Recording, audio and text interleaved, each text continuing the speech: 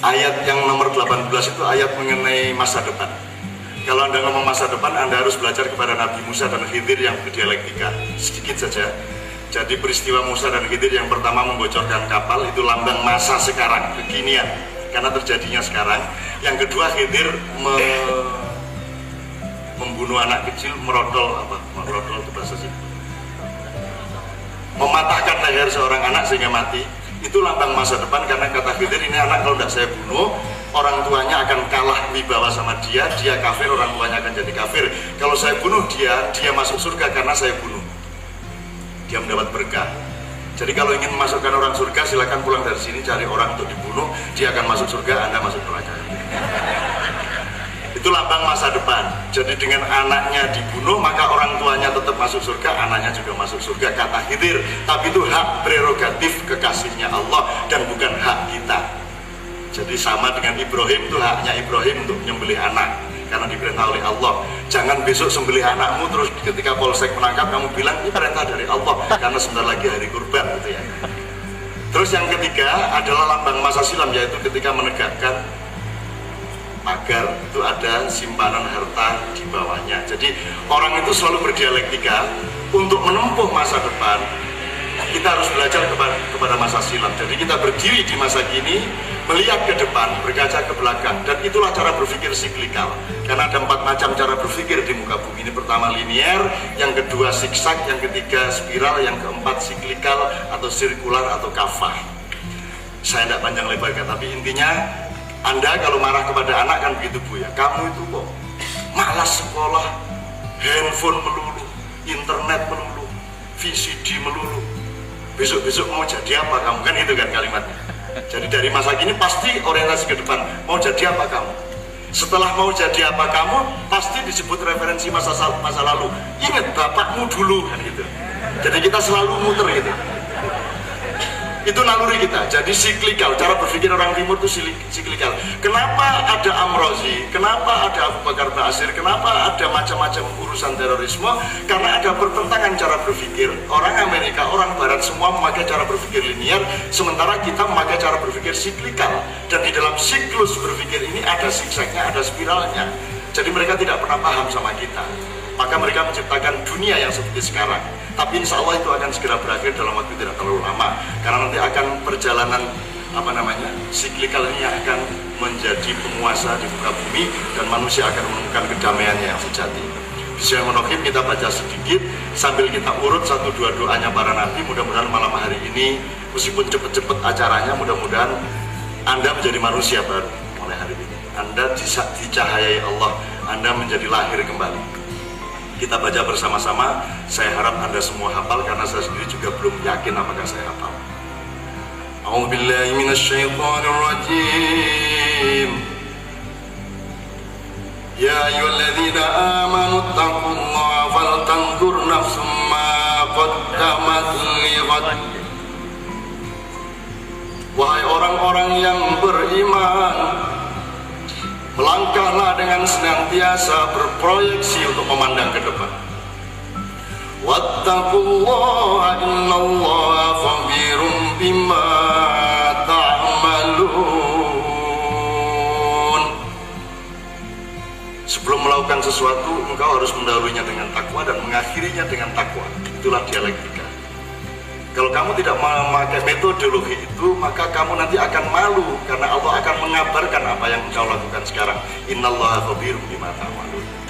Karena Allah akan menjadi wartawan agung yang mengabarkan perilaku kita sekarang di esok hari. Innallaha khabirum bima ta'malun. Wa la takunu kalladzina nasullaha wa ansahum ulaika humul fasiqun. Janganlah engkau menjadi orang-orang yang lupa kepada Allah sehingga mereka pasti menjadi lupa kepada diri mereka sendiri. menjadi lupa kepada identitasnya sendiri, menjadi lupa kepada asal-usul mereka sendiri. Mereka menjadi orang Indonesia tidak dengan lebih dahulu menjadi orang Sunda yang matang, menjadi orang Indonesia tidak terlebih dahulu menjadi orang Jawa yang matang, sehingga kelak menjadi manusia mondial, manusia internasional juga tidak dengan terlebih dahulu menjadi manusia Indonesia yang matang. Perjalanan kita adalah matang dulu etnik kita, sehingga matang nasionalisme kita, sehingga matang globalisme kita. La yastawi ashabun nari wa ashabul jannah. Tidak sama penghuni neraka dengan penghuni surga. Ashabul jannati humul faizun. Orang-orang yang menghuni surga adalah orang-orang yang beruntung. Saya mohon diingat-ingat bahwa Allah ini selalu memakai idiom-idiom ekonomi, selalu ngomong untung rugi, untung rugi, untung rugi. Cuman parameter untung dan parameter rugi pada Allah itu berbeda dengan yang kita pakai sekarang. Kita memakai parameter untung rugi secara linier, sementara Allah memakai parameter untung rugi secara siklikal, secara kafah. Innalillahi wa inna ilaihi raji'un. Jadi muter. Dari Bandung ke Bandung mesti muter, jadi komprehensif, zigzag dan seterusnya. La yastawi ashabun nari wa ashabul jannah, ashabul jannati humul faizun.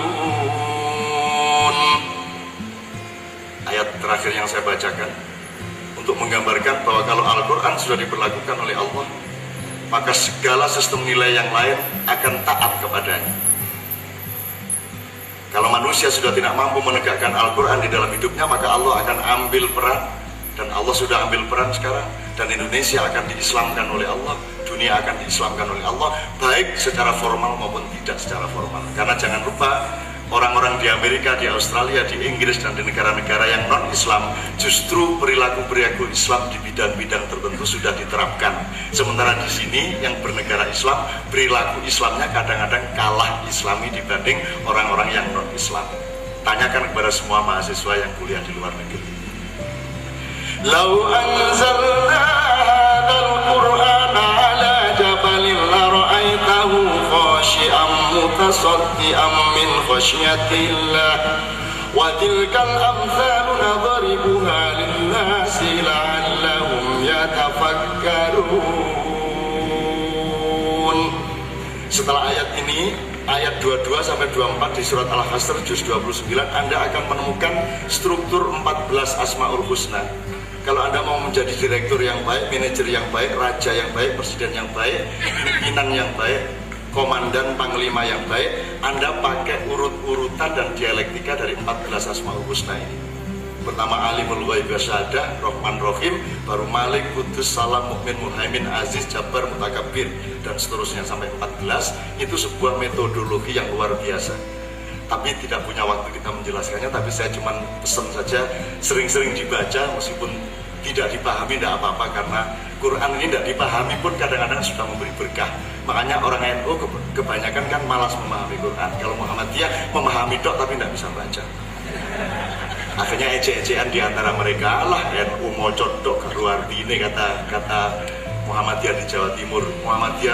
Kata Muhammadiyah kepada NU-nya mangkel. Akhirnya diincer-incer, dilihat-lihat, ternyata Muhammadiyah itu bukan hanya tidak ngerti artinya, moco ya gak iso. Jadi azan di masjid Muhammadiyah kalau di Jogja mesti jelek, kalau azan di masjid NU mesti bagus. Jadi kalau di Jakarta, di kampung-kampung itu kebanyakan nadiin, jadi azannya bagus-bagus. Bandung bagus-bagus. Tapi kalau di Jogja, cari azan yang tidak enak, pergilah ke Jogja. Kapan-kapan bikinlah wisata azan tidak enak bersama Hakim di Jogja. Itu azannya jelek-jelek banget.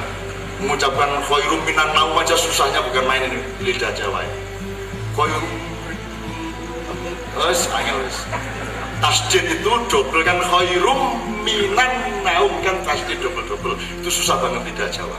Makanya orang Jawa kalau ngimami juga asal hatinya ikhlas tetap enak, tapi kalau sudah hatinya nggak ikhlas, ngimaminya pakai lagu Jawa jadi nggak enak banget. Bismillahirrahmanirrahim. Alhamdulillahi Rabbil Ngalamin Ar-Rahmanir Rahim Maliki Yaumiddin Iyyaka na'budu wa iyyaka nasta'in ada masuk angin barang. Ihdinas siratal mustaqim. Nah, ada gitu-gitunya segala. Jadi yang makmum ini Masya Allah, ini enak agak kayak gini kan itu. Apalagi sekarang ada yang namanya telekomunikasi Pak. Telekomunikasi ini mengembangkan bahwa Anda bisa muwajahah melalui video call, Anda bisa hadir pada orang lain secara rohaniah, baik melalui kata, melalui gambar, melalui foto, melalui segala macam. Karena kemajuan 3G generasi ketiga dari telekomunikasi yang kemarin diresmikan oleh Telkomsel ini menjadi yang disebut tamu al-dhaif itu menjadi tidak hanya orang langsung. Karena begitu kita umroh di sana, kita telepon anak kita sambil gini-gini ke Hajar Aswad, anak kita di rumah bisa melihat Hajar Aswad melalui video call. Sehingga wajah itu menjadi begitu dekat, bertatapan wajah itu. Sehingga sekarang yang disebut, misalnya kita terima tamu waktu sholat, mohon maaf ini agak saya jelasin.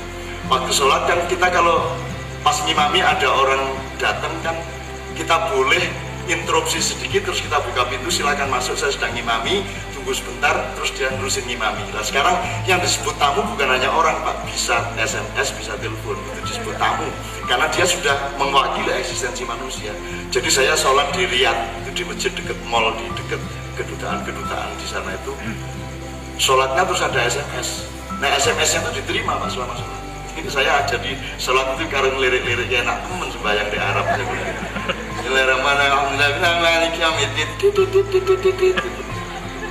Kebuku kabeh itu set dibales Malik yaumiddin ya kamu tuh aduh enak ya saya mohon jangan dipraktekkan di sini, nanti itu masih subhat. Oke, bismillahirrahmanirrahim. Oke, sekarang bismillahirrahmanirrahim, waktu kita tinggal sangat sedikit betul, sedikit terbang, kemudian kita mohon Mbak Novia untuk menyanyikan kalimat. Anda tidak bisa bicara Al-Quran dengan melupakan Rasulullah, dan Anda tidak bisa ngomong Allah tanpa ngomong Rasulullah. Karena tawar-menawar kita dengan Allah betul-betul hanya berdasarkan cinta kita kepada Rasulullah. Tidak ada doa yang dikabulkan kalau tidak dengan terlebih dahulu menyatakan cinta kepada Rasulullah. Semua doa di dalam Islam didahului dengan Allahumma sholli wa sallim ala sayyidina Muhammad. Jadi lagu sholawat itu bukan jenis musik, bukan jenis lagu. Saya tidak pernah melakukan sholawat, saya hanya bersolawat, yaitu melakukan upacara pernyataan cinta kepada Rasulullah. Karena hanya dengan cara itu Allah sayang sama kita dan bisa longgar hati beliau untuk tidak terlalu marah kepada perilaku buruk kita. Maka selalu kita bersolawat, ini bukan dalam rangka menyebarkan lagu-lagu solawat, karena tidak ada urusan lagu sebenarnya. Dalam Islam yang ada adalah amal atau perilaku.